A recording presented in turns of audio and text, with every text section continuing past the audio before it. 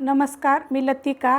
आज मी तुम्हाला जेवताना तोंडी लावायसाठी मस्त अशी रेसिपी बनवून दाखवणार आहे। त्यासाठी बघा एक वाडगं घेतलेलं आहे आणि एक बटाटा शिजवून घेतलेला आहे, थंड करून घेतला शिजवून। आता ह्याचे छोटे छोटे तुकडे करून घेऊया आपण। हाताने जरी कुस्करलं तरी पण चालू शकते।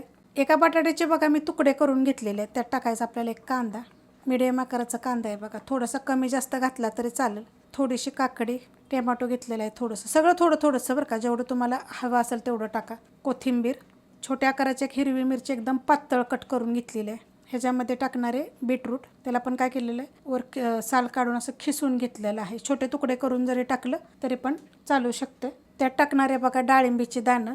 आता ह्यातली एखादी गोष्ट जर तुमच्याकडे नसेल ना तरी नाही टाकली तरी चालेल बरं का। ह्यात टाकणारे फुटाणे, हे कसे माहिती आहे का, थंडीच्या दिवसात थोडेसे फुटाणे खावावेत। हे खरदाणे, फुटाणे कसे भाजायचे, खरदाणे कसे भाजायचे, सगळ्यांच्या ह्या रेसिपी मी अपलोड केलेल्या आहेत। हे थोडं थोडंसं टाकलेलं आहे एकदम। त्यात टाकणारे थोडीशी शेव, ती मोठी शेव आहे बघ, खारी शेव आहे, आणि ही बारीक शेव, ही पण खारी शेव आहे, जी आपण पाणीपुरीला वापरतो ती शेव आहे। आता ह्या दोन्ही शेव जरी नसेल तुमच्याकडं तरी पण चालू शकते। ह्यात टाकायची आपल्याला मिरची पावडर, तिखटवाली पण आहे आणि कलरवाली पण आहे।